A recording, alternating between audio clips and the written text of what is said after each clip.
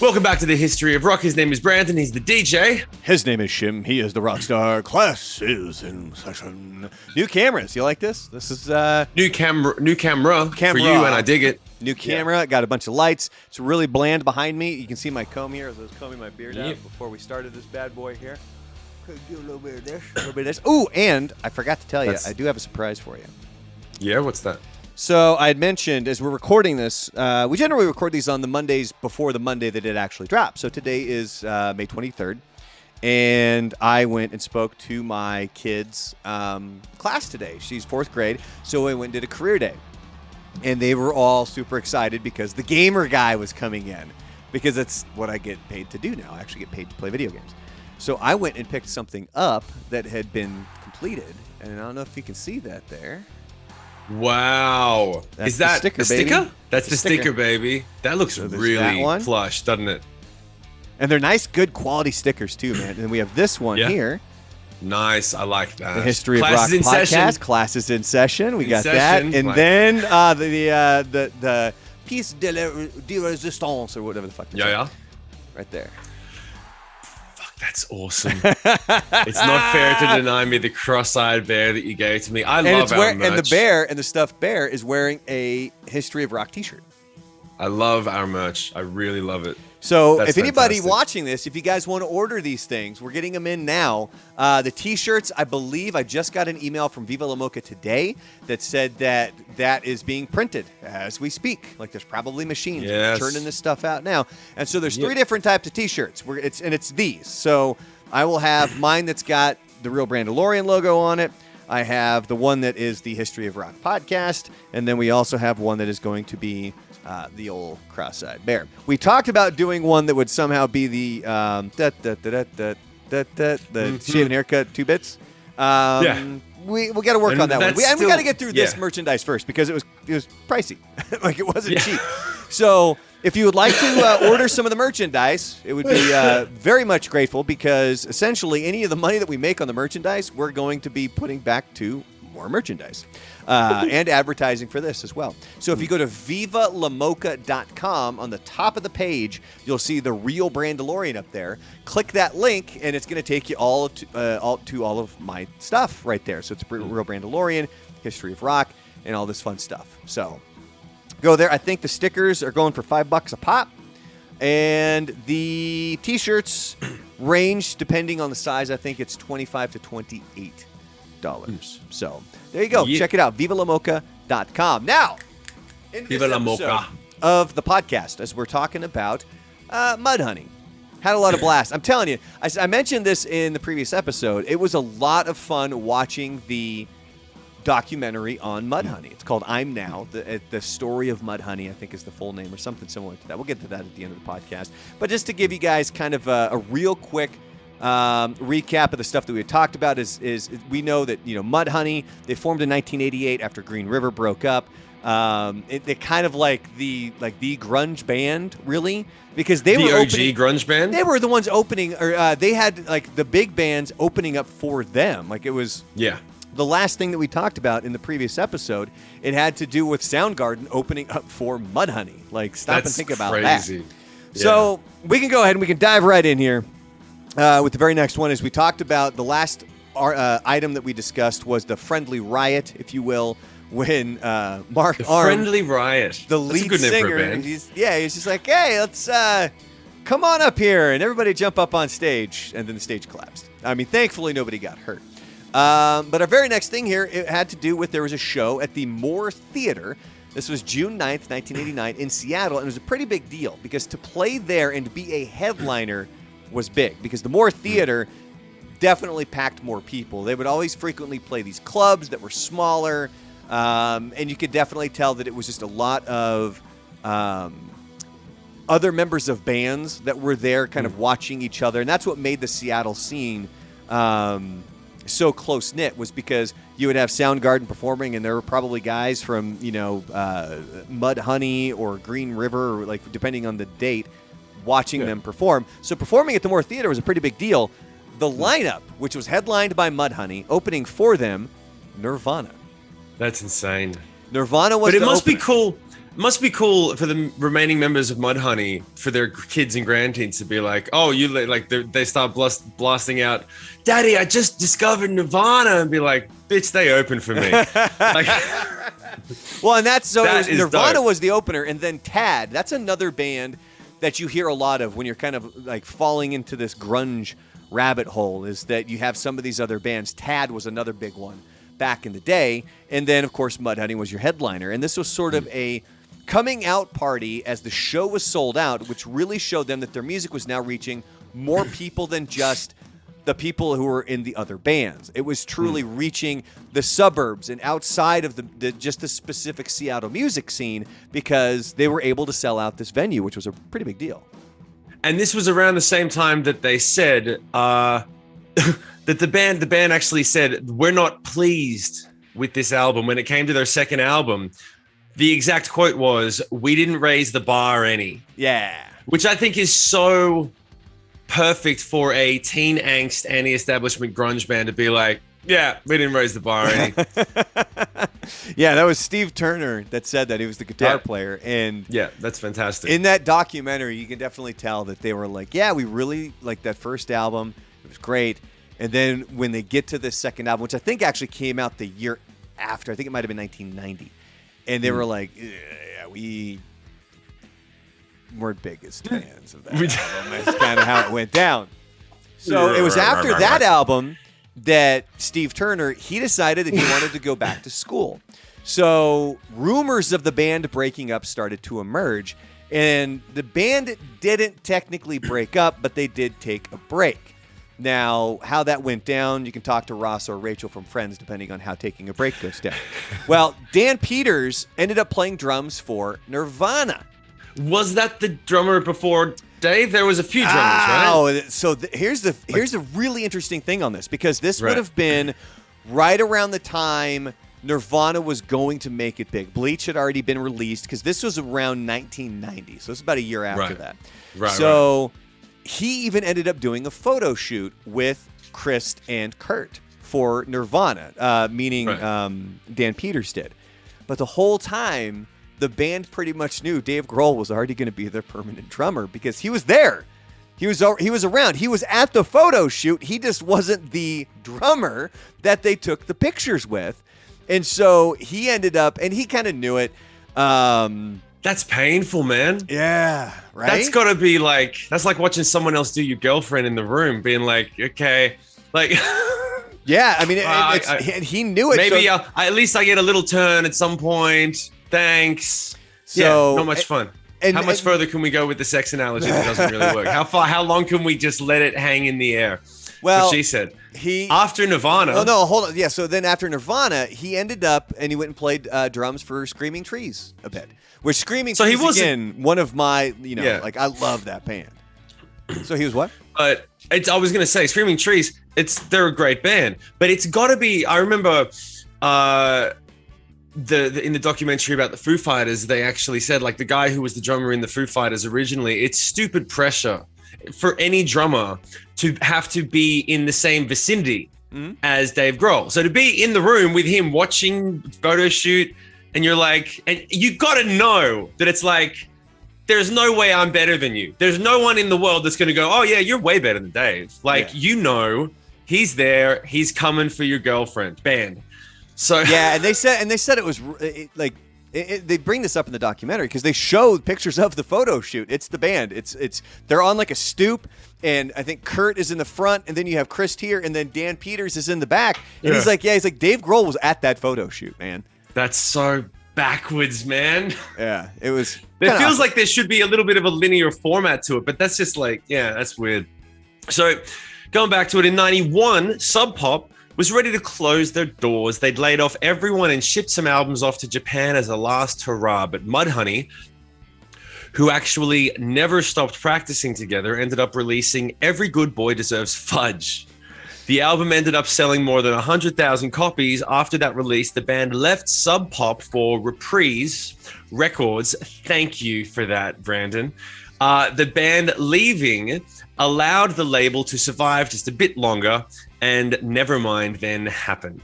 And of course, as we know, Nevermind was on the Sub Pop label. I had to write Reprise in there because, I just wanted to make sure that you know how to say it. I was going to say Reprise. I really was. Reprise Records. And then you would have had to make a thing about it. We're getting the hang of this. We're getting the hang of this. Yeah, you know how it goes. So Mark Arm, he admitted, he did like a lot of heroin back in the day, because that was, it's good to admit, kind of the drug of choice for a lot of grunge bands. I mean, we talked about it with Alice in Chains, especially like with Lane Staley.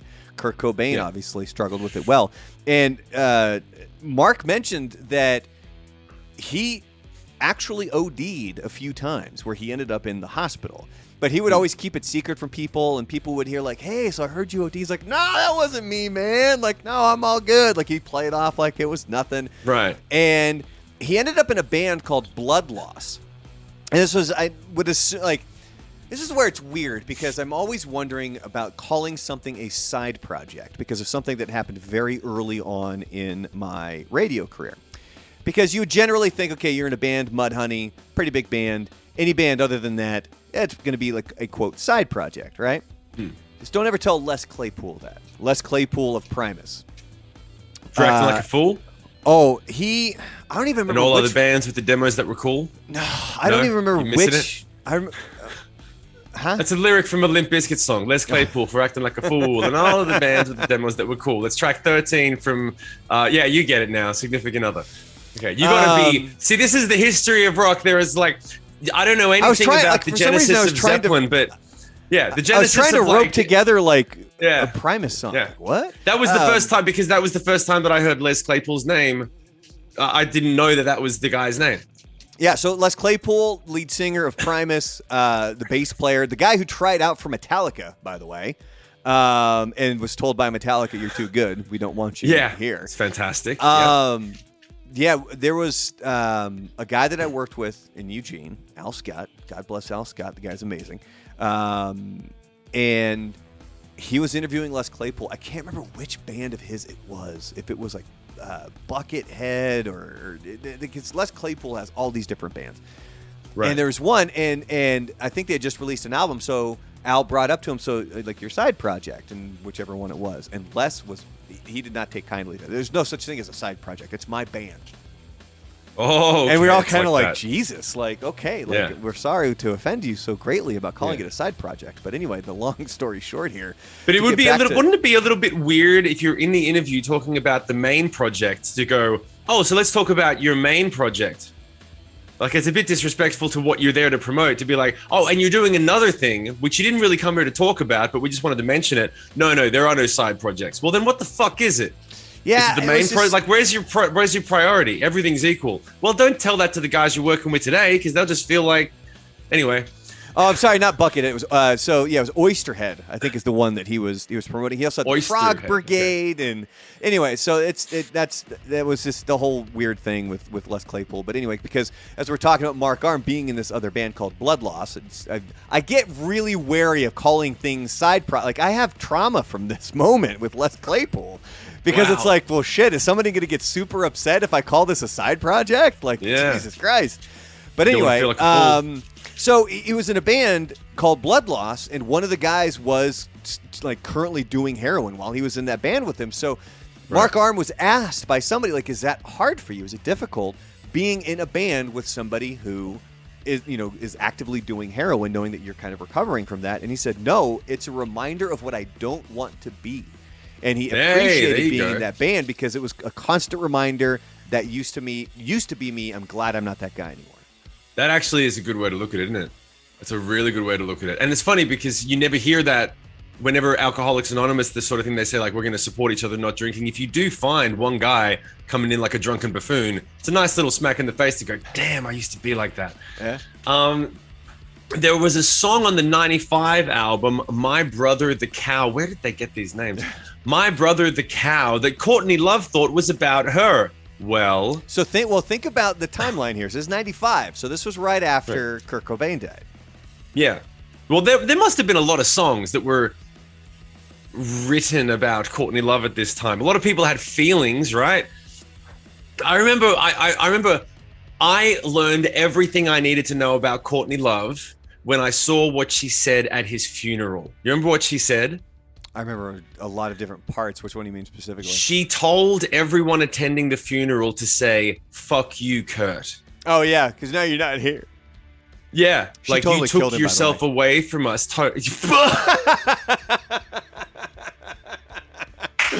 And that's where we'll end that's where we'll end the little snippet. Go watch Soaked. That's gonna be a good one. Go watch I gotta make a note of that. Hold on, I didn't even have my pen and paper out. The funny thing is that while you're Bleach? trying to hold in your laughter, you look like the guy before his head was on the train tracks. You look like that dude when he was laughing about it.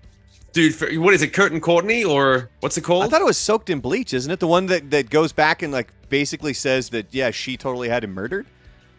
Yeah, there's one, for anyone who doesn't know what we're talking about, there is a documentary. We should probably look up which one it is. It's like a docudrama. A docudrama, Yeah. but they were going into the investigation on how Kurt Cobain died and the fact that there was a lot of mysteries and loose ends. And they eventually found a guy who lived in a trailer park and was a little bit left of center, that said, and this is not me insinuating, this is what he said in the documentary. He said, yeah, she came and gave me money and said, go and take care of him, go and kill him. And that's his testimony on camera. And then when the documentary maker went back a couple weeks later to follow up, he had mysteriously died on a set of train tracks. Apparently got drunk, fell over on a set of train tracks, and then got run over by a train.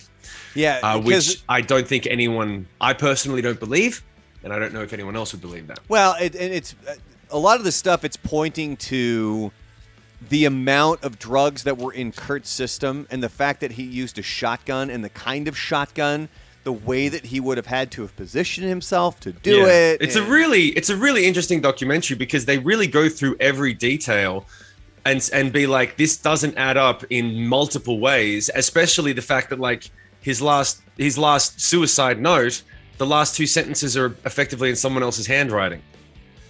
And it's so fucking noticeable. It's so noticeable.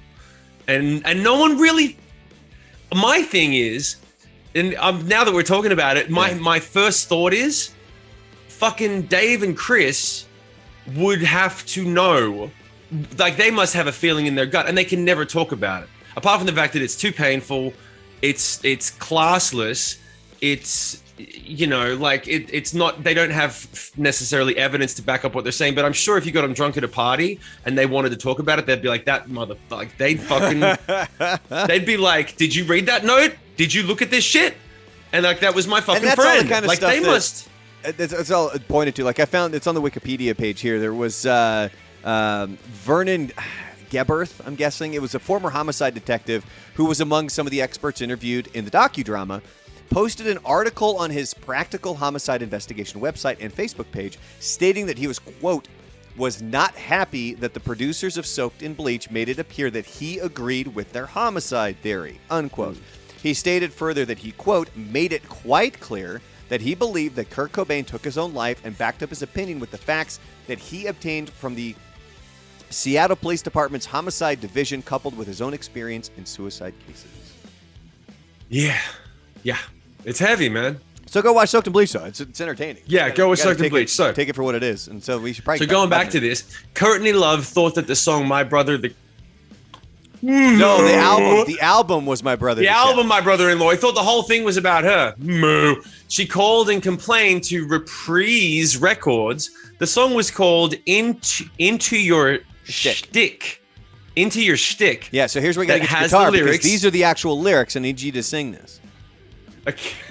I don't know. You know I don't know the song, right? That's fine. It doesn't have to sound like the song at all. I mean, we could do it speaking word like Captain Kirk. Do a little William Shatner. Oh, tormented, to all the assholes just like you, who've come and gone before you. Predictable, just plain and dull. Why don't you scroll down a little further until you can see the words? Blow your fucking brains out too! You're into your shtick. Okay, You're so into your shtick. My favorite thing from that documentary as well, by the way, is that she apparently walked around with a British accent for a long time before she met up with Kurt. And she was dating a couple of guys who were also in She was dating a couple of guys that were also in bands, and she would just walk around clubs talking like this. I just got back from the UK, and now I talk like this for no apparent reason. Oh, see, that's how I start all of my live streams now, except I just do it because I'm acting like Shim. I'm like, hey, mate, how you doing, mate? Hey, the fuck are you guys? Hey, yeah. Motherfucking dingo, it's your baby. Why don't you blow your brains out too? That's definitely about her, though. Well, that's definitely about her. Okay, so we're going to get to that in a minute. So just for anybody who, like, for the actual lecture, it's you're so tormented, demented, indebted to all the assholes just like you who've come and gone before you. Predictable, just plain dull. Why don't you blow your brains out too? You're so into your shtick. So It's Arm a great said last line. the song wasn't necessarily about Courtney Love. But when he's talking about the subject of the song, he said, it's a much broader shot than that, but she definitely fits. So I'm just kind of like, yeah, but... That's one of my second favorite quotes in rock and roll, and my favorite quote in rock and roll history is when Little Richard, and it's just such a fucking gangster quote, Little Richard, when Rolling Stone was doing the top 50 most influential people in rock and roll, and they would have famous people write about other famous people. So the person that wrote about fucking like Johnny Cash wrote about someone else, and someone else wrote about Joni Mitchell and all this stuff, but it was people that came up together. Little Richard wrote about Elvis Presley. And the first thing that he said was, everyone says that I'm the real king of rock and roll. I don't say that, but I agree with it. Yeah, that's good. And I was like, and it's on Elvis Presley's memorial. And the first thing he says is, bitch, that was me. That's pretty rock star, man. That's gangster. It's fucking rock star as fuck. You better have all your fucks better be gone to be able to write something like that. After signing with Reprise, I'm doing it on purpose. They would take the upfront money, produce the album on the cheap, and then pocket the rest. Well, that's what every band should do. By 1998, the label was onto them with a new head of the label. They knew they couldn't get away with it, so they, they actually used all the money to produce the album, and that's how Tomorrow Hit Today was done. So Tomorrow Hit Today, they actually used the full album budget. Is that to say why their first few albums sounded so bad? Well, yeah. Not bad, but they're sonically, they're not good. Yeah, you could tell it wasn't done in like a really high-end studio, essentially. Yeah. Because I think that's the sound that they were going for. That's what they wanted. So, right. And they were able to take kind of these large checks that they were getting from Reprise Records. And then we're going to start saying it now. And what's going to happen is that's going to get embedded in my brain, and then I'm going to say it incorrectly. At some point important, I'm going to say Reprise, and it's going to be At some shit. point, I would like you to go and get us an Adidas endorsement. So you have to say it that way every fucking week. Wait, not Nike? Nike? No, not Nike. Nike? Nike. I prefer my Nikes to my Adidas. Fucking Adidas. Adidas. All right, well, we're getting I'm to gonna put on my the, Nikes before I wrestle this crocodile. Hey, how the fuck you doing there, mate? We're gonna play some video games tonight. Which, by the way, that's another thing I want to plug here really quick for anybody that's tuning into the History of Rock podcast, because we're getting to the end here of Mudhoney. Mudhoney. Is that Mudhoney's the band that we're doing? The name of the band is Mudhoney. Mudhoney, and they were signed to Reprise Records. Reprise. Reprise. Mudhoney. So are you gonna game with us coming up, man? Dude, yes, I am definitely going to game with you. I explained it on the stream, and then you got sick. Dude, just so for everyone in the knows, my family, this household, and most people in Australia have been sick for the last 2 months. There have been 3 flu bugs that have gone around, and it has not stopped raining, and we've been moving house. So we've been sick for the last 5 weeks straight. So I'm very sorry, but yes, I'm looking forward to coming and gaming with you. I just have not been able to, Because what we've been doing is we've been playing a game called Phasmaphobia. So for anybody who's tuning into this podcast, they don't know about that game, it's a ghost hunting game. And we have some hilarious clips. And everybody's been waiting for Shim to join us because we want to get his...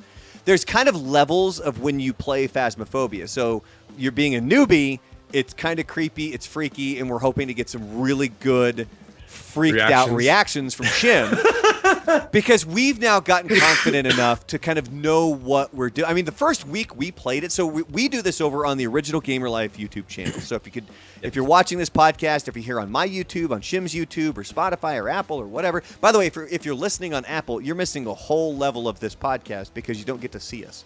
Look at these pretty goddamn faces. Look at what I'm doing with the camera. I bought a goddamn Elgato face cam camera. It's amazing.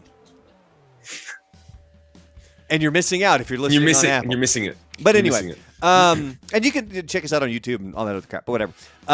Go to Original Gamer Life on YouTube, and you can see a lot of the footage that we do because we do a bunch of shorts, and then we also do live streams over there. And then, is it Thursday you're going to be able to join us, do you think? Yeah. You're Friday and my Thursday, right? Yeah. So what we're hoping to do is we'll get Shim on, and then you can simulcast it. So you can watch Shim on his channel over just on Twitch, and then you can watch us over on Original Gamer Life on YouTube. But anyway, I just wanted to plug that here really quick because remember, we got stickers. So we got a couple more. We got a couple more. Yeah. So I love the cross-eyed bear. That's right fucking in, mate. Look at that fucking. Right fucking in, Look mate. at that fucking thing. Yep. That fucking sticker. Matt Lukin. He left the band. Lukin left the band in the year 2000. Remember Conan O'Brien used to do that? Guy Madison took over on bass, and he had actually played with Mark Arm on the band Blood Loss. Okay. Mudhoney's last album was called Digital Garbage. Great fucking name. And it was released in 2018. Yeah. Digital Garbage. That's a good name for a band. I like that. I'm impressed with how they name things. It's something that I've thoroughly enjoyed. Although I think some of those early band names were the ones that like Mr. Epp and the Calculations. I think that was the stuff that was a little iffy. But they're still a band, and like we mentioned this in the previous episode, if you order anything from Mudhoney, like if there's a special edition vinyl or something like that, because that was something that they did back in the day when they were on Sub Pop, was they were, I believe it was described in the episode as they wanted a shit brown colored vinyl record. And that's what they were trying to do for Mudhoney. And they were like, yeah, we kept getting these other different colors. Like one was like a baby diaper shit, but we wanted like a real true brown shit. And that's what ended up getting shipped out there for the color of their album. That's commitment. That's commitment. That's some, I highly recommend checking out I'm Now, The Story of Mudhoney. It's available on YouTube. It's the documentary. It's one of the things that I watched while prepping for this. I thoroughly enjoyed it. I thought it was great. I gained an even bigger respect for Mudhoney, Mark Arm, and Steve Turner and the guys. Now, as far as the playlist goes, I added Touch Me, I'm Sick. That was really the first big Mudhoney / grunge song that made it outside of Seattle, because it made it overseas. It actually made it over to England, and it was a big song over there.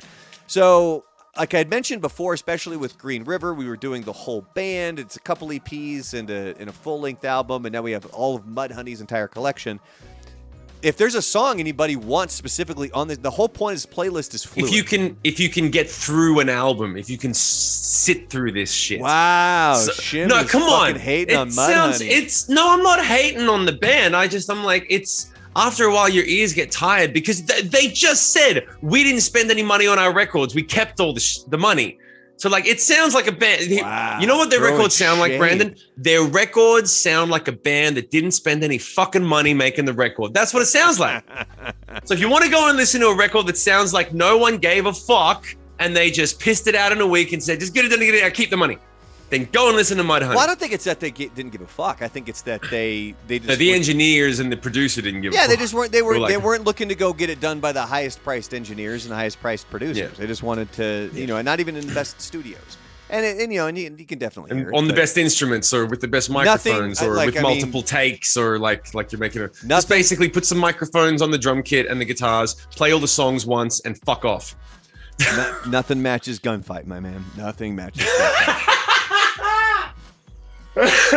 It's never gonna not be funny. On this date, February 2nd. Let's go through it. So I picked February 2nd, 1996, because there was a movie that Mudhoney was in. We mentioned this in the previous episode, and it was Black Sheep. It was starring Chris Farley and David Spade. And so my question is, have you seen this movie? No, I have not seen this movie. But you've seen Tommy Boy. I have not seen either of those movies, and I probably should have watched them, but I didn't. Oh, I didn't how do have that. you never seen Tom? Like Black Sheep, I kind of get because Black Sheep. As far as I can tell, okay. By the way, in all seriousness, Black Sheep and Tommy Boy, they were equal in Australia. I heard about them equally. Really? I never saw either of them, but they were popular movies when I was younger, much younger, and they were both like hits in Australia. They were hits. There was a lot of movies. This is the other thing that's funny about America. There's a lot of movies that were hits in Australia that did poorly in the box office. And part of the reason is because they release it in America, it does okay. Then they'll release it in like Europe or England and it'll do quite well. And they'll go, ooh, now we're going to try and really promote it to these other countries. If it tanks in two territories, it's tank. But if it goes well in Europe or something, they'll go, okay, cool, let's pump it to Australia, pump it to the UK, pump it to all these places. So there's a lot like the Cable Guy. You remember Jim Carrey's Cable Guy? Oh, hold on. We're going to get to that because that's even linked to this movie. Oh, shit. I didn't even know. Okay, go ahead. See, it's like I can read. It's like, well, go ahead. I know Let's exactly talk about what's going on. Well, so the things that we're really going to talk about here, first of all, is that the movie wasn't very well received. And I kind of get it because Tommy Boy was such a goddamn masterpiece. Like, that movie is so funny. Black Sheep, I still love. To this day, I will watch that movie and I laugh my ass off. But I understand what people are saying when it's kind of like, oh, it's a derivative of Tommy Boy, where it's kind of the similar humor, stuff like that. I still remember the first time I ever watched it, I think my cousin came over to the house. I don't know how my parents didn't think we were high because we were giggling like we were stoned. We weren't. We were just two like stone sober dudes watching the movie. And my mom even said like the next day, she's like, you guys sounded like Beavis and Butthead laughing down there because we laughed the entire goddamn time. So the movie wasn't well received. It made just about $32.3 million during its U.S. theatrical run, and reviews were not good. So on Rotten Tomatoes, it has an approval rating of 28%. I would be a 28 that gives it a thumbs up. I think it's good. And it was based on 32 critics, their reviews. The site's consensus states, quote, Chris Farley and David Spade reunite to diminishing returns in Black Sheep, a comedic retread that succumbs to a woolly plot and sophomoric jokes. Audiences surveyed by CinemaScore gave the film a B+ on a scale of A to F. So that was actually a lot better than I thought it would be. But if you think about it, the audience, if it's something that we can go giggle and laugh at, then that's perfectly fine.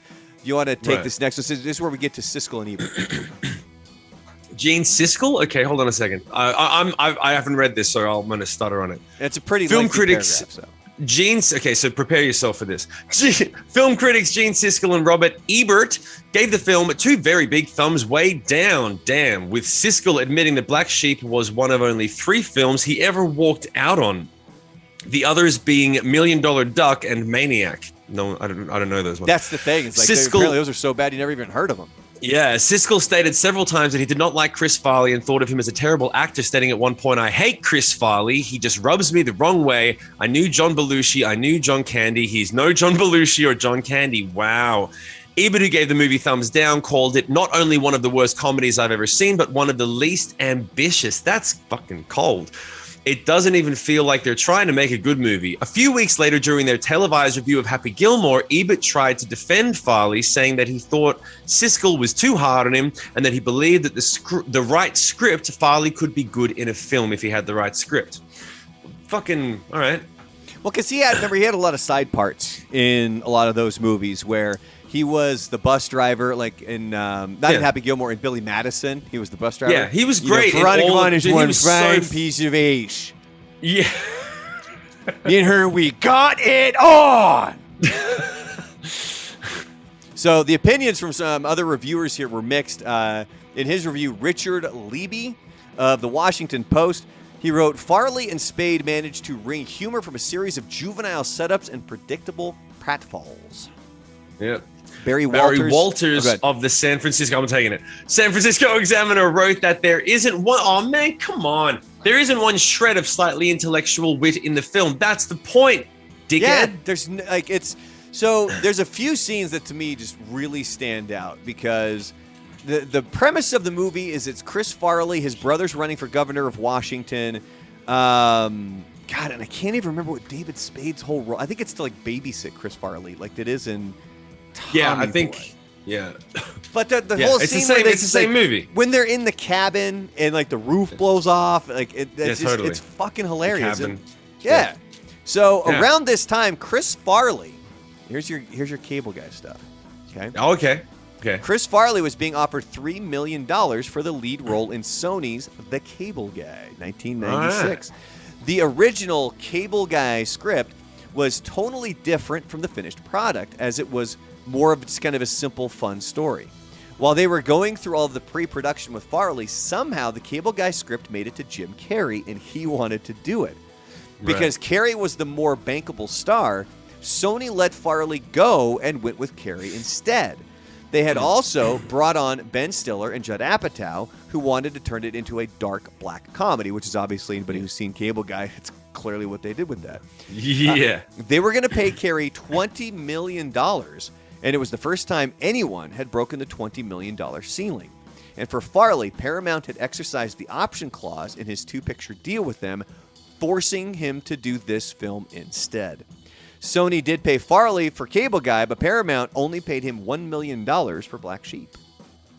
So he had to do Black Sheep because they passed him Cable Guy. That's why And Black it's Sheep 'cause was made. Paramount was like, you owe us another movie, so you're going to go do this movie. Oh man, that makes so much fucking sense.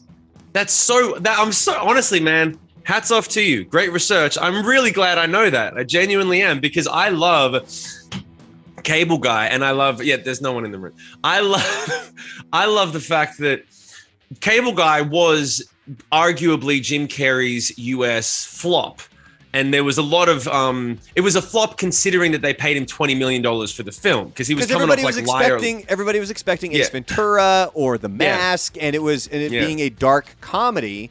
It just didn't do as well, but it became a cult hit. Like, especially, it's such an amazing movie. Like, and the funny thing is that we're gonna wrap up on this.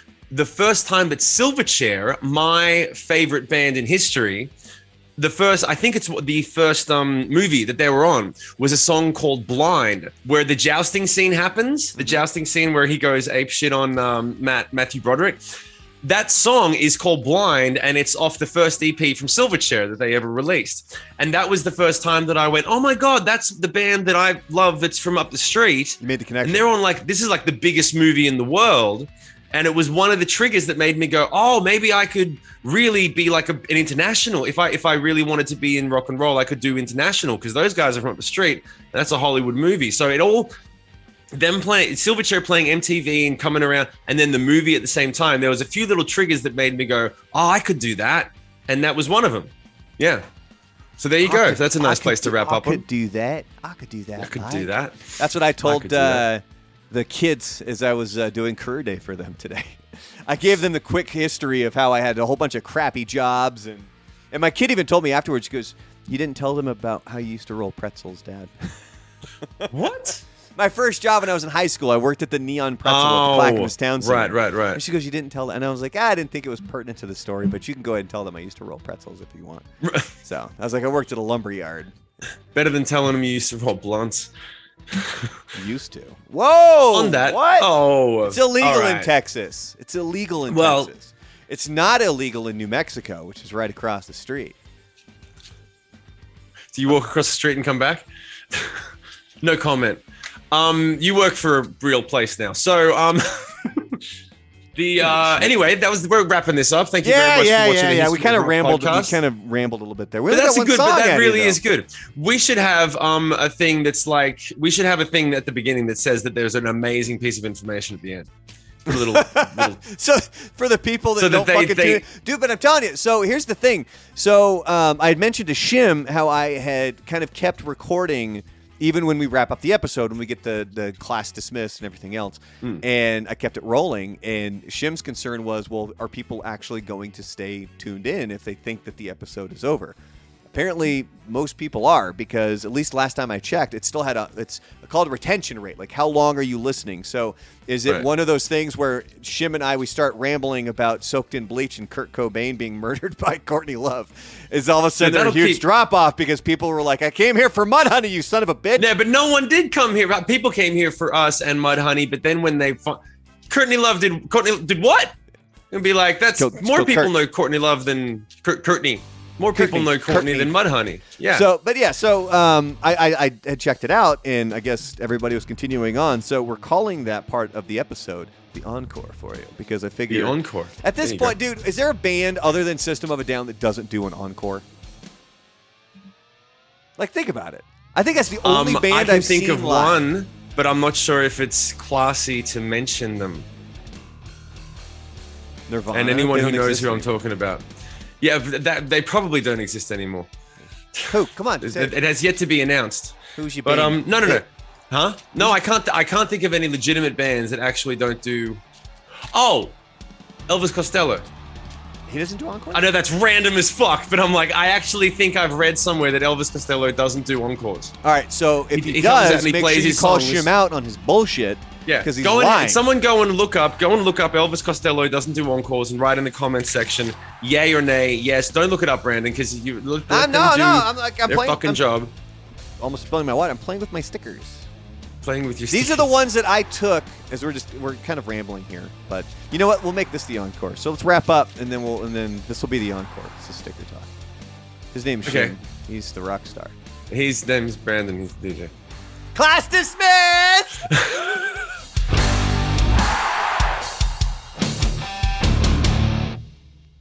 Okay, so And here's then we your- just keep fucking talking. So here's Yeah, the here's encore. your Okay, so go encore. ahead with what you're talking about. So these are the stickers. Look at. That's the amount that I took. So I ordered fat 100. stack. I ordered 100 of each. I took 30 of these. I took 20 of these, and I took, I think, 15 of these. Yep. So I have those to give away. And I felt bad because when I went to go talk to my kids' class today, I thought I had enough. Oh, you forgot them? I was gonna. No, I had them. I thought Yeah. I thought I had enough to give for class. I didn't realize that they were taking 2 fourth grade classes and putting them together. So when I walked in, and my kid even warned Math. me too. God, Adiana, God bless you, because I walk in and she's sitting right by the front door. And she sees me kind of like poking my head through the window, and she's like, "Daddy, Daddy," and she's kind of like, you could see the nervousness on her face. And I walked in, and she's like, "I don't think you're gonna have enough stickers because it's 2 classes." And I was like, and I looked down. And then your face dropped. I'd You're only like, oh my grabbed. God, I think I shit. had like 20. I had 20 of these, and then I had 5 of the cross-eyed bear ones because these were going to be the ones that Which I gave they'll- away. Well, They'll totally get the reference. Oh, they're Yeah, not going to fucking. They love it's a those sticker. ones. They don't give a shit. So the whole point was going to be every kid was going to get a Brandalorian sticker, and then the kids Right. that guessed like my trivia at the end, like I started the whole thing by doing a presentation. I wrote "hello" in binary code on the board because I was explaining to them how playing video games, software development, and all this other stuff. I made it exciting. Wow, that's I don't know actually if I really actually did or cool. not. So I wrote that on the board. I know. So I had a few questions for them. Like one of the things I brought up was a typical iPhone app has 50,000 lines of code. Because then I also talked about computer programming and how we have programming languages so that we can talk to computers that way. I know this is super exciting. So I was going to give the stickers to those kids, the ones that got them right. So they ended up getting one of these because I figured that these would be the ones that they would want. And there were some kids afterwards who went up to my daughter and they were like, Can you get me one of your dad's stickers? So I told her, I'm like, you can charge them $5, but no. Yeah, 100%. No, fuck it, give it to them. No, dude, it's free advertising. They're gonna stick this on stuff, and the We people don't are need like, "What free the fuck is that?" advertising. You know what we need? We need paid advertising. Take that fucking money. Well, look, we still have I'm money kidding. left over from Rockstar 101, I'm man. I'm kidding. It's just listen, fucking sitting there, mate. I have to go. But I will talk to you. Well, we're gonna talk later in the week. Stickers, But, yeah. I've got, And I've I got to might jump on the record next some thing. of that too. Shim and I are gonna catch up, so he's got to go. Yeah, we should actually record that. Yeah, we got to do an administration call for the behind the scenes of the history of Rockstar, or the history of Rockstar, history of Rock podcast 101. Anyway, all right. It's weird. We already did the sign off. I'm used to going like da da da and then saying bye. Well, this is the encore, so. But in that Just take a case, I'll bow. just say bye. Take a fucking bow. I'm fucking. What was it? All right, bye. All right, I got to bounce. I love you, man. I'll talk to you soon. All Love right. you, bud.